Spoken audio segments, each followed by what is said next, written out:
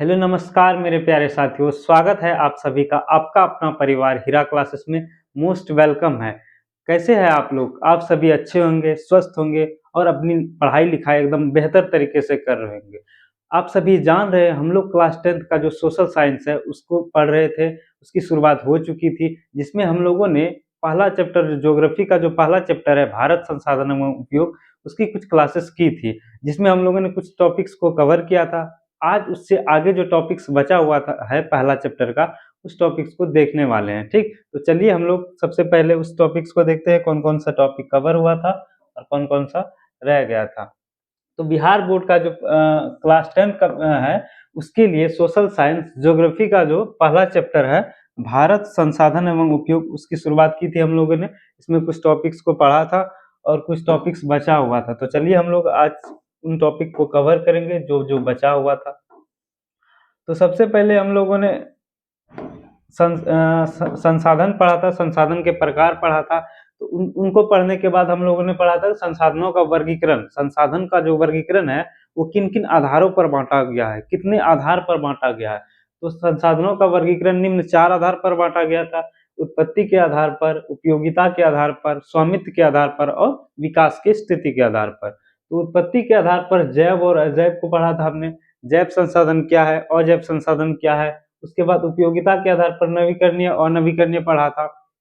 स्वामित्व के आधार पर व्यक्तिगत और सामुदायिक, राष्ट्रीय और अंतर्राष्ट्रीय संसाधन पढ़ा था। और विकास की स्थिति के आधार पर आज पढ़ना है। विकास की स्थिति के आधार पर आज शुरुआत करना है। लेकिन उससे पहले हम लोग थोड़ा सा रिकॉल कर लेते हैं कि पिछले क्लासेस में क्या क्या हम लोग पढ़े थे। जैसे जैव संसाधन वर्गीकरण की बात करें तो उत्पत्ति के आधार पर संसाधन को 2 वर्गों में बांटा गया है। पहला है जैव संसाधन और दूसरा है अजैव संसाधन। जैव संसाधन और अजैव संसाधन क्या है कि वैसा संसाधन जो जैव मंडल से प्राप्ति हुई है, जो सजीव होते हैं वो जैव संसाधन कहलाते हैं। और अजैव संसाधन वही जस्ट उसका अपोजिट, मतलब जो निर्जीव वस्तुएं होती है, निर्जीव वस्तुओं के समूह को अजैव संसाधन कहते हैं। जैसे मैं जैव संसाधन और अजैव संसाधन का एग्जांपल ले ले, जैव संसाधन में हो जाएगा जो सजीव वस्तु है, जैसे मनुष्य हो गया, पेड़ पौधे हो गए, वनस्पति हो गई, ये जैव संसाधन के अंतर्गत आएगा। और अजैव संसाधन के अंतर्गत क्या आएगा, जैसे कि जो निर्जीव वस्तु है, जैसे बुक हो गया, पेन हो गया, ये सब निर्जीव वस्तु है लेकिन हमारी आवश्यकताओं की पूर्ति करता है, हमारे काम में आता है, इसीलिए ये जैव और अजैव संसाधन के अंतर्गत आता है। उसके बाद उपयोगिता के आधार पर, उपयोगिता के आधार पर क्या है कि कोई वस्तु हम कैसे उपयोग में लाते हैं, उस वस्तुओं को उपयोग में कैसे लाते हैं, उस आधार पर संसाधन नवीकरणीय और अनवीकरणीय में बांटा गया है। नवीकरणीय संसाधन क्या है? ऐसे संसाधन जिसकी प्राप्ति हम लोग बार बार कर सकते हैं, पुनः प्राप्ति योग्य संसाधन नवीकरणीय संसाधन कहलाता है। और जिसका उपयोग करने के बाद वह समाप्त हो जाए, जिसका प्राप्ति हम लोग दोबारा नहीं कर पाते हैं, उसे हम लोग अनवीकरणीय संसाधन के अंतर्गत रखते हैं। तो नवीकरणीय संसाधन में जैसे हो गया सूर्य का प्रकाश, पवन ऊर्जा, ये सब सभी नवीकरणीय संसाधन के अंतर्गत आता है। और अनवीकरणीय संसाधन में जैसे हो गया जीवाश्म ईंधन, पेट्रोलियम पदार्थ, कोयला, इन सभी चीजों को जो एक बार उपयोग करने पर वह समाप्त हो जाए, जिसे बनने में लाखों करोड़ों वर्ष का समय लगता है, उसे अनवीकरणीय संसाधन के अंतर्गत रखा जाता है। और आगे है स्वामित्व के आधार पर। स्वामित्व के आधार पर संसाधन को 4 वर्गों में बांटा गया। व्यक्तिगत संसाधन, व्यक्तिगत संसाधन उस संसाधन को, जैसे कि कोई संसाधन है वो किसी एक व्यक्ति या एक व्यक्ति के परिवार या समूह के क्षेत्र पर के अंतर्गत आता है, क्षेत्र के अधिकार में आता है, उसे व्यक्तिगत संसाधन कहते हैं। जैसे कोई पर्सनल चीज है, जैसे कार हो गया, कार किसी एक व्यक्ति का होता है, क्या पूरा समुदाय का होता है? नहीं, एक व्यक्ति का होता है। बाइक हो गया, ये सब एक व्यक्ति किसी जमीन का टुकड़ा है, घर है, ये सभी व्यक्तिगत संसाधन के अंतर्गत आता है। नेक्स्ट है सामुदायिक संसाधन। सामुदायिक संसाधन इसे कहते हैं जो किसी एक विशेष समुदाय के क्षेत्र में आता है, पूरे समाज का अधिकार जिस पर होता है, जिस पर पूरे समाज, जिसका मालिक पूरे समाज होता है, उसे सामुदायिक संसाधन कहते हैं। जैसे में हो गया क्या, कोई चारागाह हुआ और स्मशान घाट हो गया, स्कूल हो गया, कॉलेजेस हो गया, मंदिर, मस्जिद, इन सभी पर पूरे समाज का अधिकार होता है। पार्क हो गया, मतलब कोई एक व्यक्ति, पर्सनल व्यक्ति का नहीं होता है, पूरे समाज का अधिकार होता है, वो वहाँ पूरे समाज आ सकता है, जा सकता है, कोई किसी को रोकने वाला नहीं है। तो इन सरकारी संस्थान जो होते हैं वो समाज के अधिकार के अंतर्गत आता है। तो इन सब चीज़ों को हम लोग सामुदायिक संसाधन के अंतर्गत रखेंगे। अब राष्ट्रीय संसाधन है, राष्ट्रीय संसाधन जो किसी एक विशेष क्षेत्र के अंतर्गत आता है, एक देश या के अंतर्गत जितने भी संसाधन आते हैं वे सभी राष्ट्रीय संसाधन के अंतर्गत आता है। जैसे में हो गया देश के अंतर्गत आने वाला, जैसे वन संसाधन हो गया, जल संसाधन हो गया, रेलवे हो गया, इन सभी संसाधनों को हम लोग राष्ट्रीय संसाधन के अंतर्गत रखेंगे। उसके बाद अंतर्राष्ट्रीय संसाधन, जो इस एक ऐसा संसाधन जो किसी एक देश या एक देश राज्य के अधिकार क्षेत्र में नहीं आता है, वो पूरे विश्व के अधिकार क्षेत्र में आता है। एक देश या एक देश से अधिक देशों के अधिकार क्षेत्र में आता है, उसे अंतर्राष्ट्रीय संसाधन कहते हैं। अंतर्राष्ट्रीय संसाधनों का जो नियंत्रण है वो करता है अंतर्राष्ट्रीय संस्था, जैसे WTO हो, वर्ल्ड ट्रेड ऑर्गेनाइजेशन, विश्व व्यापार संगठन, इन सभी संस्थाएं मतलब अंतर्राष्ट्रीय संसाधन का नियंत्रण करती है। ठीक, तो हम लोग पढ़े थे यहीं तक। उसके बाद हम लोग विकास की स्थिति के आधार पर रह गया था, आगे की क्लास हम लोग जैसे संभव संसाधन, विकसित संसाधन, भंडार संसाधन और संचित कुछ संसाधन, इन सभी को पढ़ेंगे। उससे पहले हम लोग एक एक टॉपिक है आर्थिक अपवर्जक क्षेत्र, उसे हम लोग देख लेते हैं। ठीक, आर्थिक अपवर्जक क्षेत्र।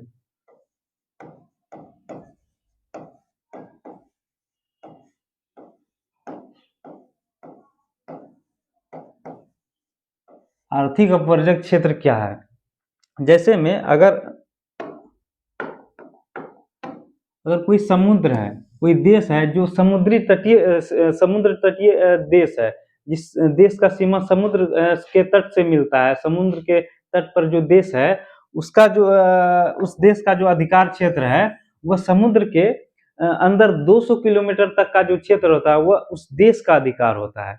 जो देश समुद्र तटीय सीमा रेखा से मिलता है, उस देश का जो अधिकार क्षेत्र है, वो उस देश का जो अधिकार है, वो राष्ट्रीय संसाधन है, वो समुद्र के अंदर 200 किलोमीटर तक का जो क्षेत्र होता है उस देश का अधिकार होता है। चाहे उसके अंतर्गत वो मछली पालन कर सके, या व्यापार कर सके, या खनिज तत्वों का खनन कर सके, इन सभी अधिकारों पर उस देश का अधिकार होता है, जिस देश का जो सीमा है समुद्री तटीय सीमा से लगता है। और उसके बाद 200 किलोमीटर तक का के बाद का जो क्षेत्र होता है, खुला महासागरीय क्षेत्र जो होता है, वो अंतर्राष्ट्रीय संस्था के अंतर्गत आता है। जैसे में हम एग्जाम्पल ले,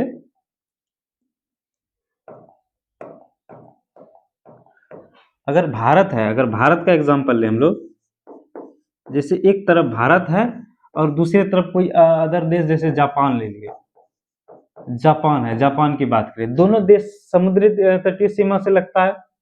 अगर इसमें हम लोग जैसे समुद्र के तटीय सीमा से लगता है,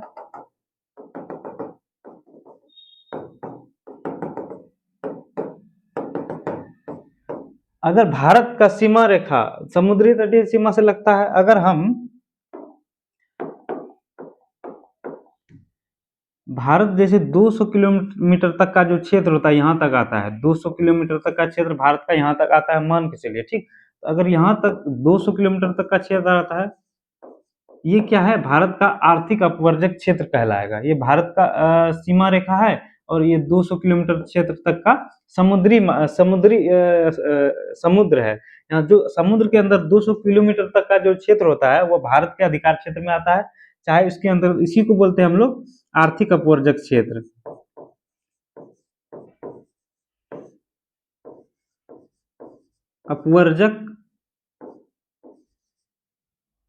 अपवर्जक आर्थिक क्षेत्र कहलाता है ये।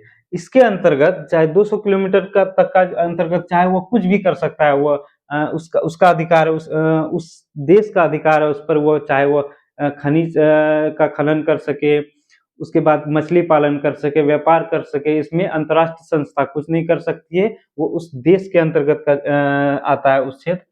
चाहे जापान का भी 200 किलोमीटर तक का जो क्षेत्र है, चाहे कोई देश हो जो भी समुद्री सीमा से लग रहा है, कोई भी देश, उसका जो 200 किलोमीटर तक का जो क्षेत्र आता है वह उसी देश का अधिकार होता है, उस पर उसी देश का अधिकार होता है जिस देश का सीमा उससे लगता है। ठीक, तो आर्थिक अपवर्जक क्षेत्र यही था कि किसी देश के अंतर्गत 200 किलोमीटर तक का जो क्षेत्र होता है वह उस देश का अधिकार होता है, उस अधिकार क्षेत्र में वह कुछ भी कर सकता है, वह उस देश की मर्जी। ठीक, तो उम्मीद है कि यह टॉपिक आप लोग समझ गए होंगे। अब हम लोग चलते हैं आगे चलते हैं।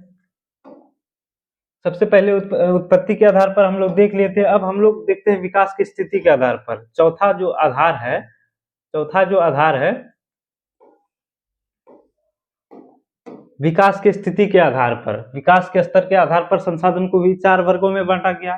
पहला संसाधन है संभावी संसाधन, विकसित संसाधन, संचित कोष संसाधन और भंडार संसाधन। इन चारों संसाधनों को भी हम लोग डिटेल से पढ़ने वाले हैं। सबसे पहला है संभावी संसाधन। संभावी संसाधन मतलब संभावना व्यक्त कर रहा है, नाम से ही पता चल रहा है। कोई संसाधन है जो संभावना है कि यहाँ बहुत सारा संसाधन, संभावना व्यक्त कर रहा है।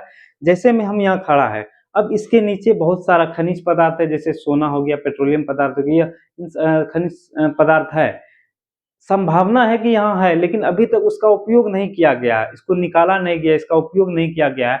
वैज्ञानिकों ने पता लगा कि यहाँ संभावना है कि खनिज पदार्थ हो सकता है, लेकिन अभी तक इसका उपयोग नहीं किया गया है। उसी को हम लोग संभावी संसाधन कहेंगे। मतलब किसी संसाधन का होने का सिर्फ संभावना है, अभी तक उपयोग नहीं किया गया है। ठीक, तो उसे हम लोग संभावी संसाधन के अंतर्गत रखेंगे।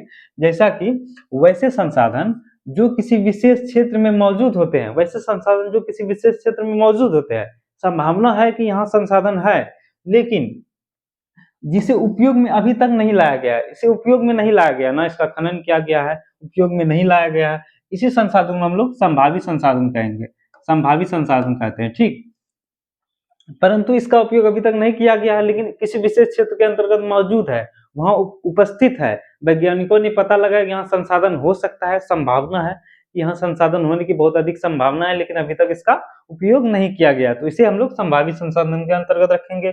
ठीक, संभावित संसाधन के अंतर्गत रखेंगे। जैसे क्या है, जैसे में देख लेते हैं हम लोग हिमालयी क्षेत्र का खनिज, हिमालय का जो पहाड़ी क्षेत्र है, हिमालय पर्वतीय क्षेत्र जो है, वहाँ पर संभावना है कि बहुत सारे खनिज पदार्थ वहाँ दबे हुए हैं। हिमालय के अंदर बहुत सारे खनिज पदार्थ वहाँ दबा हुआ है, लेकिन अभी तक उसका उपयोग नहीं किया गया है। क्यों? क्योंकि वहाँ खनिज पदार्थ जो निकालने में, उसका खनन करने में बहुत सारी कठिनाइयां हैं, बहुत अंदर तक है।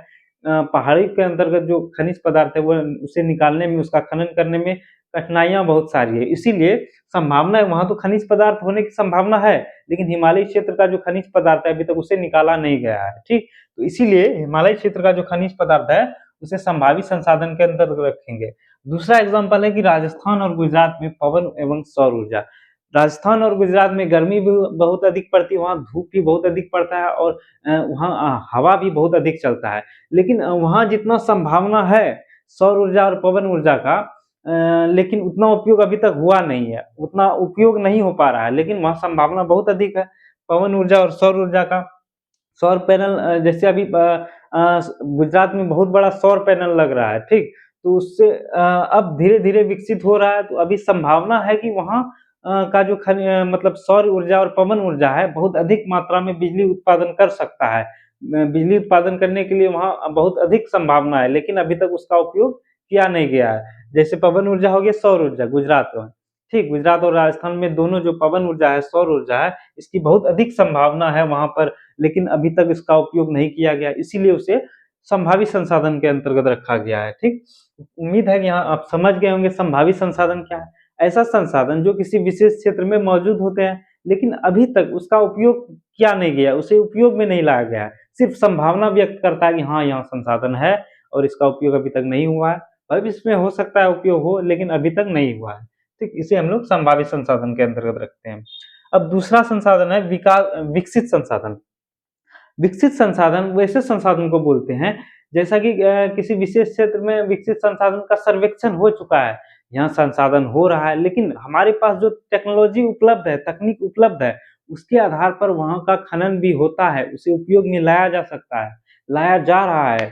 मतलब ऐसा संसाधन जो किसी विशेष क्षेत्र में मौजूद है, उसका सर्वेक्षण हो चुका है, और वहाँ संसाधन अपने टेक्नोलॉजी के अनुसार वहाँ खनन हो रहा है, उसे हम लोग विकसित संसाधन के अंतर्गत रखें। जो विकसित हो चुका है, जिसका संसाधन हम लोग उपयोग, जो संसाधन हम लोग उपयोग में ले रहे हैं, उसे हम लोग विकसित संसाधन के अंतर्गत रखेंगे।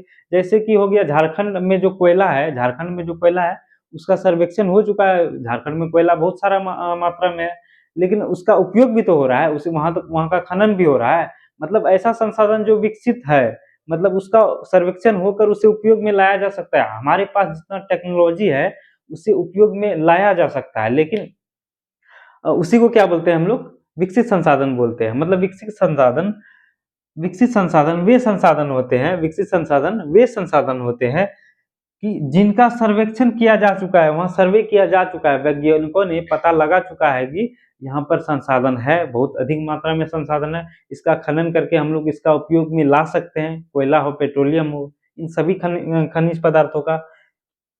लेकिन वर्तमान तकनीक के आधार पर इसका उपयोग पूर्णतः किया जा सकता है, पूर्णतः किया जा रहा है।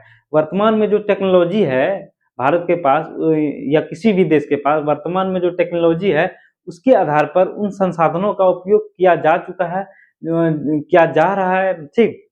उसे क्या बोलते हैं हम लोग, विकसित संसाधन के अंतर्गत रखते हैं, ठीक। विकसित संसाधन वे संसाधन होते हैं जिसका सर्वेक्षण हो चुका है और वर्तमान टेक्नोलॉजी के अनुसार, वर्तमान तकनीक के अनुसार वहाँ संसाधन का खनन भी हो रहा है, उसे हम लोग विकसित संसाधन के अंतर्गत रखेंगे। जैसे में हो गया कोयला, कोयला झारखंड में कोयला बहुत अधिक मात्रा में है, वहाँ खनन भी हो रहा है। और दूसरा है कर्नाटक का सोना, कर्नाटक में एक सोने की खान है, कोलार जिसका नाम है, वहाँ सोना बहुत अधिक मात्रा में, भारत का सबसे अधिक सोना कर्नाटक में ही है। कर्नाटक में उसका भंडार है, वहाँ सर्वेक्षण भी हो चुका है और वहाँ उस आधार पर, टेक्नोलॉजी के आधार पर सोने का खनन भी हो रहा है। इसीलिए इन सभी संसाधन को विकसित संसाधन के अंतर्गत रखते हैं, जिन संसाधनों का विकसित हो चुका है, जो संसाधन विकसित हो चुका है। अब नेक्स्ट संसाधन है भंडार संसाधन। भंडार संसाधन वे संसाधन होते हैं, यह वे संसाधन है जिनके बारे में हमें पता है कि अपनी बहुत सारी आवश्यकताओं की पूर्ति कर सकता है, मतलब भंडार है उसका, बहुत अधिक मात्रा में भंडार है, हमें पता है कि यह संसाधन हमारी बहुत अधिक उपयोग में आ सकता है, इससे हम लोग बहुत अधिक ऊर्जा प्राप्त कर सकते हैं, लेकिन पूर्ति कर सकते हैं, लेकिन क्या है कि तकनीक की कमी के वजह से हम इनका उपयोग नहीं कर पाते हैं। जो टेक्नोलॉजी है वो हमारे पास उतना अधिक उपलब्ध नहीं है जो कि हम इन संसाधनों का उपयोग कर सकें। जितना अधिक संसाधन है वो बहुत अधिक मात्रा में भंडार है, लेकिन हमारे पास जो टेक्नोलॉजी है उसके आधार पर उसे हम लोग अभी तक उपयोग में उतना नहीं ला सकते जितना नहीं ला सकते हैं, इसीलिए उसे भंडार संसाधन के अंदर रखा गया है, जो कि भंडार है, पूरे भंडार है, लेकिन उसका उपयोग अभी तक नहीं ला सकते हैं क्योंकि हमारे पास टेक्नोलॉजी नहीं है, उतना विकसित टेक्नोलॉजी नहीं है, इसीलिए हम लोग उसका उपयोग नहीं ला सकते हैं। इसीलिए भंडार संसाधन वे संसाधन होते हैं जो कि बहुत अधिक मात्रा में तो भंडार है, लेकिन उसका उपयोग हम लोग नहीं कर सकते। जैसे समुद्री जल है, भारत में तो जल की कमी नहीं है, भारत क्या पूरा विश्व में जल की कमी नहीं है, लेकिन बहुत अधिक मात्रा में जल है। दुनिया में तो लगभग 70 से 71-72% तक तो जल ही जल है, सिर्फ लगभग 29 से 30% भूमि है, लेकिन उसमें इतना सारा जल रहने के बावजूद भी हम लोग उसका उपयोग नहीं करते हैं, वो भंडार में है। जल का उपयोग अब हम लोग कैसे करेंगे, जैसे कि जल है, जल का फॉर्मूला होता है ऑक्सीजन, हाइड्रोजन और ऑक्सीजन के मिलने से जल बनता है, हाइड्रोजन और ऑक्सीजन के मिलने से जल बनता है। अगर हम लोग ऐसी टेक्नोलॉजी विकसित करें जैसे कि जल से हाइड्रोजन को अलग करें और ऑक्सीजन को अलग करें, तो यह हाइड्रोजन एक ऊर्जा का बहुत अच्छा स्रोत है। हाइड्रोजन से ऊर्जा बहुत अधिक मात्रा में मिलता है और बहुत हल्का होता है, बहुत अच्छा स्रोत है। अगर जल से हम लोग जल का अगर बेहतर टेक्नोलॉजी लगाकर अगर हम हाइड्रोजन को अलग कर दें और ऑक्सीजन को अलग कर दें, ऑक्सीजन तो हमारे लिए लाभदायक है, ऑक्सीजन से हम लोग सांस लेते हैं और ऑक्सीजन पर्यावरण को भी प्रदूषित होने से बचाता है। अगर जल को अगर टेक्नोलॉजी डेवलप करके अगर हम लोग हाइड्रोजन को अलग करें और ऑक्सीजन को अलग करें, तो हम लोग उसका बेहतर उपयोग कर सकते हैं, एनर्जी का बहुत अच्छा स्रोत मिल जाएगा। इसलिए अभी तक लेकिन वो विकसित उतना अधिक डेवलप नहीं हुआ, तो अगर मतलब अगर बहुत अधिक उपयोग में लाना है तो उसका टेक्नोलॉजी और अधिक डेवलप करना होगा और तब जल का उपयोग करना होगा कि जल को हाइड्रोजन और ऑक्सीजन को अलग करने में, ठीक। तो यहाँ तक समझ में आया होगा कि भंडार संसाधन, जल का तो बहुत अधिक भंडार है, वे संसाधन होते हैं जो हमारे पास भंडारण तो बहुत अधिक मात्रा में है, लेकिन अभी तक टेक्नोलॉजी जितना है उसके आधार पर हम लोग उसका उपयोग नहीं कर पाते हैं, इसीलिए उसे भंडार संसाधन के अंदर रखा गया, जैसे जल हो गया। तो आगे संसाधन क्या है, संचित कोष संसाधन। संचित कोष संसाधन वे संसाधन होते हैं, संचित मतलब होता है क्या, जमा करके रखना, जमाव, और कोष मतलब होता है कि कोष मतलब हो गया कि खजाना, मतलब क्या है कि कोई खजाना में जमा करके रखा हुआ संसाधन है, उसका उपयोग हम लोग संचित कोष संसाधन, हम उन संसाधन को कहते हैं, कहेंगे जिनका हमने संचित करके रखा हुआ है, जमा करके तो रखा हुआ है, लेकिन अभी तक जब-जब इसका उपयोग नहीं हुआ है, लेकिन जब-जब इसकी ज़रूरत पड़ेगी तब हम इसका उपयोग करेंगे। अभी तक इसका उपयोग नहीं हुआ है, लेकिन जब इसकी ज़रूरत पड़ेगी तब हम इसका उपयोग करेंगे, इसे ही संचित कोष संसाधन कहते हैं। संचित कोष का संसाधन का मतलब हो गया कि जमा करके रखा हुआ है, संसाधन को कहीं ऐसी जगह, भंडार संसाधन का ही ये अंश है। संचित कोष संसाधन है कि भंडार संसाधन का ही अंश है, ठीक?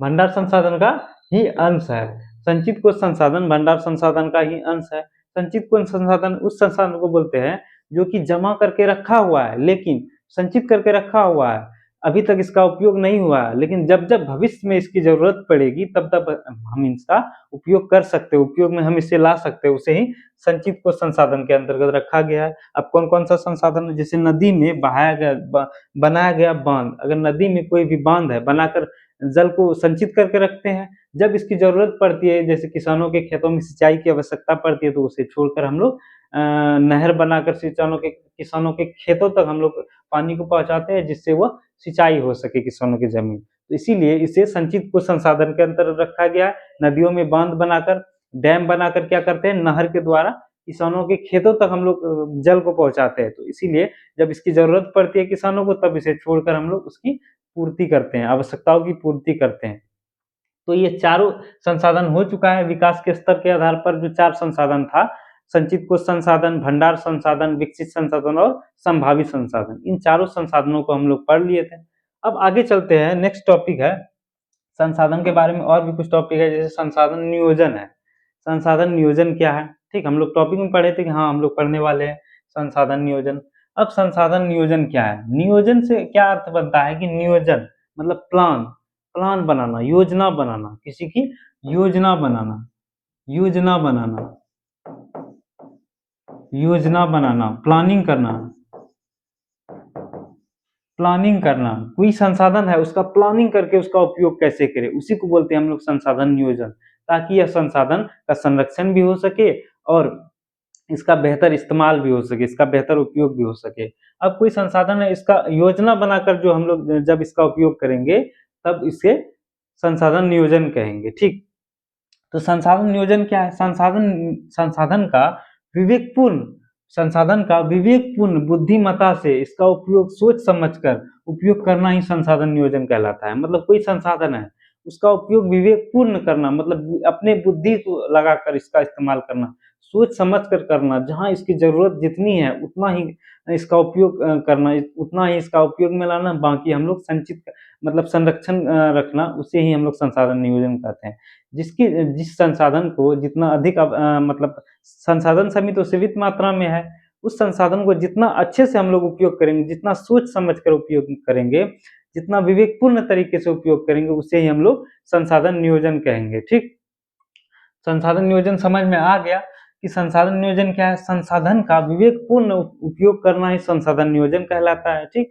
उपयोग में मतलब समझ में आ गया होगा आप लोगों को। अब चलते हैं हम लोग संसाधन संरक्षण की। संसाधन संरक्षण क्या है? अब संसाधन संरक्षण क्या है? संरक्षण का मतलब हो गया कि बचाव, संसाधन का बचाव कैसे करें हम लोग? किस तरीके से हम लोग संसाधन का उपयोग करें कि यह संरक्षित रह सके, संसाधन का बचाव भी कर सके, ठीक? बचाव, अगर इसका हम लोग अर्थ निकाले तो संसाधन संरक्षण मतलब होता है संसाधनों का बचाव कैसे करें, संरक्षण कैसे करें। जैसे कि अगर जैसे हम लोग से पहले जो पीढ़ी आई थी, अगर वह लोग संसाधनों का एकदम धड़ल्ले से इस्तेमाल करती, धड़ल्ले से इसका उपयोग करती, तो संसाधन आज बचता? नहीं बचता। तो उन लोगों ने क्या किया कि संसाधन का बचाव किया, संरक्षण किया, कि हम अपने आगे आने वाली पीढ़ी को जिस रूप में हमें संसाधन मिला है, हम अपने आगे आने वाली पीढ़ी को उसी रूप में संसाधन को सौंपे, उसी को कहा जाता है संसाधन संरक्षण। मतलब संसाधनों का तो हम लोग उपयोग कर लेंगे।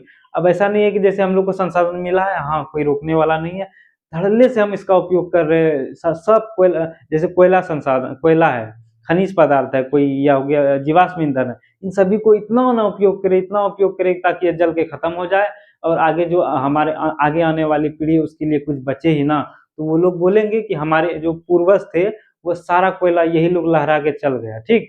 तो इसीलिए हम लोग बोलते हैं कि संसाधन का बचाव करना चाहिए। संसाधन के को बचा के अगर उसका सीमित मात्रा में उपयोग करें, लिमिट मात्रा में है तो सीमित मात्रा में इसका उपयोग करें, जहाँ जिसकी ज़रूरत जितनी है उतना ही उपयोग करें, तो इससे क्या होगा, संसाधन का संरक्षण होगा, संसाधन का बचाव होगा, ठीक। तो क्या है कि सभ्यता एवं संस्कृति में सभ्यता एवं संस्कृति के विकास में संसाधनों की अहम भूमिका रहती है। अगर संसाधन ना रहे तो कोई संस्कृति सभ्यता डेवलप ही नहीं होगी। इसीलिए सभ्यता एवं संस्कृति में संसाधन की क्या होती है, अहम भूमिका होती है। संसाधनों का विवेकपूर्ण सामाजिक, आर्थिक, सांस्कृतिक एवं पर्यावरणीय समस्याओं के समाधान हेतु उपयोग करना ही संसाधन संरक्षण कहलाता है। ऐसा नहीं कि संसाधन का उपयोग नहीं करने बोल रहा है, संसाधन का आप लोग उपयोग कीजिए, लेकिन उतना ही कीजिए जितना आप लोग को ज़रूरत है, बेफज़ूल का उपयोग ना कीजिए। मतलब जितना ज़रूरत है उतना ही उपयोग करिए, बाकी जो है उसे संरक्षित करके भी रखना है, ठीक? मतलब जितना है उतना अधिक खत्म नहीं करना है, संसाधन का उपयोग करना है, सीमित मात्रा में करना है, ताकि हमारे जो आगे आने वाली पीढ़ी है उसे भी संसाधन उसी रूप में मिले जिस रूप में हम लोग को संसाधन मिला था, उसी रूप में उन लोग को भी संसाधन मिल सके, वो लोग भी अपना जीवन यापन अच्छे से कर सके, संसाधनों का उपयोग कर सके। तो इसीलिए कहता है कि संसाधनों का विवेकपूर्ण सामाजिक, आर्थिक और सांस्कृतिक एवं पर्यावरणीय समस्याओं के समाधान हेतु अगर कहीं सामाजिक विवेकपूर्ण उपयोग करना है, सामाजिक का, आर्थिक, सांस्कृतिक, पर्यावरणीय समाधान हेतु कहीं उससे खतरा है तो उसके समाधान हेतु हम लोग संसाधन का उपयोग करते हैं, ठीक। उसे ही क्या कहते हैं हम लोग, संसाधन संरक्षण करते हैं, कहते हैं। भविष्य में आने वाली पीढ़ी को इसी रूप में संसाधन मिले, ठीक, जिस रूप में हमें मिला उसी रूप में भविष्य में आगे आने वाली पीढ़ी को भी संसाधन मिले, उसे संसाधन संरक्षण के रूप में देखते हैं हम लोग। अतः इसका संरक्षण या बचाव बहुत ही आवश्यकता है।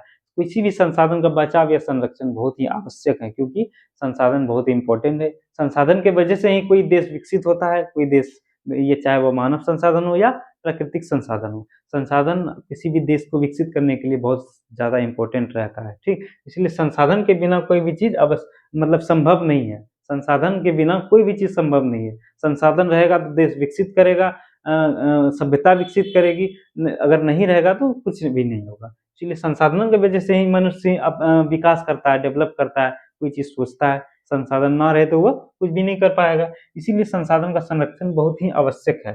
सभ्यता एवं संस्कृति के विकास में संसाधनों की अहम भूमिका होती है। और क्या है कि संसाधनों को विवेकपूर्ण सामाजिक, आर्थिक, सांस्कृतिक एवं पर्यावरणीय समस्याओं के समाधान हेतु उपयोग करना ही संसाधन संरक्षण कहलाता है। संसाधन संरक्षण कहलाता है भविष्य में आगे आने वाली पीढ़ी को इसी रूप में संसाधन मिले जिस रूप में हमें मिला है, ठीक। तो संसाधन संरक्षण आप लोग समझ गए होंगे। अब आगे चलते हैं हम लोग दूसरे टॉपिक की ओर। जैसे संसाधन, अच्छा, विकास की स्थिति, विकास, सतत विकास क्या है, सस्टेनेबल डेवलपमेंट क्या है, सस्टेनेबल डेवलपमेंट या सतत विकास क्या है। क्या है कि सतत विकास की अवधारणा, सतत विकास की अवधारणा को वास्तविक में पर्यावरण को बिना क्षति पहुंचाए भविष्य की आवश्यकताओं को मद्देनजर रखते हुए वर्तमान में जो विकास किया जाता है, विकास कायम किया जाता है, उसे सतत विकास कहते हैं। सतत विकास मतलब क्या है कि आप जैसे संसाधनों का उपयोग कर रहे हैं, संसाधनों का उपयोग कीजिए लेकिन पर्यावरण को बिना क्षति पहुंचाए उपयोग कीजिए, उसे ही सतत विकास कहते हैं। ऐसे जैसे मतलब कोई देश अगर विकसित कर रहा है लेकिन संसाधनों का पूरे दोहन करके विकसित कर रहा है, पर्यावरण को क्षति पहुँचा रहा है। जैसे कोई रोड अगर निकल रहा है कहीं, कोई हाईवे निकल रहा है, बहुत बड़ा जंगल है, बहुत घना जंगल है, उससे हाईवे निकल रहा है, हज़ारों लाखों पेड़ काट दिया गया, ठीक। लेकिन संसाधन वो तो पर्यावरण को क्षति पहुँचाया, हज़ारों लाखों जो पेड़ काटा उससे पर्यावरण क्षति पहुँचा, पर्यावरण प्रदूषित होगा। लेकिन वही अगर सरकार क्या करे कि जैसे अगर कोई रोड बना रहा है, जितना पेड़ कटा उतना पेड़ कहीं अदर जगह लगा दे, मतलब उतना पेड़ कटा कितना पेड़ अदर जगह लगा दे, ऐसा अगर काम करे तो पर्यावरण को भी क्षति नहीं होगी और देश विकास भी करेगा, ठीक। तो इसीलिए संसाधन, सस्टेनेबल डेवलपमेंट क्या है, सतत विकास क्या है, सतत विकास अवधारणा वास्तविक में पर्यावरण को बिना क्षति पहुंचाए, अगर हम लोग पर्यावरण को बिना क्षति पहुंचाए भविष्य की आवश्यकताओं को मद्देनजर रखते हुए, भविष्य की आवश्यकताओं को भी ध्यान में रखना है कि जैसे हम लोग संसाधन का उपयोग किए हैं वैसे वो लोग भी करें, उसके लिए भी कुछ संसाधन बचा रहे, तो भविष्य के उपयोग को भी भविष्य के आवश्यकताओं को भी मद्देनज़र रख के, ध्यान में रखकर, भविष्य की आवश्यकताओं की भविष्य में भी आवश्यकता संसाधन की रहेगी, उसको भी ध्यान में रखकर वर्तमान में जो विकास किया जाता है, वर्तमान में अभी जो विकास किया जा रहा है, उसे हम लोग सतत विकास कहते हैं। सतत विकास क्या है कि पर्यावरण को बिना क्षति पहुँचाए, भविष्य की आवश्यकताओं को ध्यान में रखकर, मद्देनज़र रखते हुए अभी जो विकास हो रहा है, वर्तमान में जो विकास कर रहा है, उसे हम लोग सतत विकास कहते हैं। जैसे हम लोग एग्ज़ाम्पल दिए, रोड हो गया, रेलवे का भी वही कहानी है। रेलवे निकला कहीं से, एकदम जंगल काट के खत्म कर देता है, उसी लकड़ियों को रेलवे के पटरी पर बैठा दिया जाता था पहले पुराने ज़माने में, ठीक? तो क्या करता है और उसके स्थान पर कहीं अदर जगह अगर पेड़ लगा दे, तो ठीक रहेगा। संसाधन पर्यावरण को भी क्षति नहीं पहुँचेगी और देश भी विकास करेगा। इसीलिए कहा जाता है कि सतत विकास में आप देश का विकास कीजिए, आप अपने विकास को आगे बढ़ाइए, लेकिन पर्यावरण को क्षति ना पहुँचाकर, पर्यावरण को बिना क्षति पहुँचाकर और भविष्य की आवश्यकताओं को भी ध्यान में रखकर अगर विकास कर रहे हैं, तो उसे सतत विकास कहते हैं, ठीक? आज हम लोग जितना चीज़ पढ़े, वो आप लोगों को क्लियर हो गया होगा। उम्मीद है कि सभी टॉपिक्स आप लोगों को क्लियर हो चुका होगा। तो अगर आप लोगों को वीडियो बहुत अच्छा लगा, तो अपने यार, दोस्त, चाहने वाले को भी वीडियो को ज़रूर शेयर करें, वीडियो को लाइक करें और चैनल को भी सब्सक्राइब करें और बने रहें हमारे साथ। आगे के सारे क्लासेस आप लोग को इसी तरह से निरंतर वे में मिलते रहेगी। चाहे हिस्ट्री हो, ज्योग्राफी हो, मैथ, साइंस हो, इन सभी क्लासेस आप लोगों को मिलते रहे। आप लोग अच्छे से पढ़िए, ध्यान से एकदम मस्त स्वस्थ होकर पढ़िए और तब तक के लिए हम लोग जय हिंद और नेक्स्ट वीडियो हम लोग आगे लाएँगे। ठीक? धन्यवाद।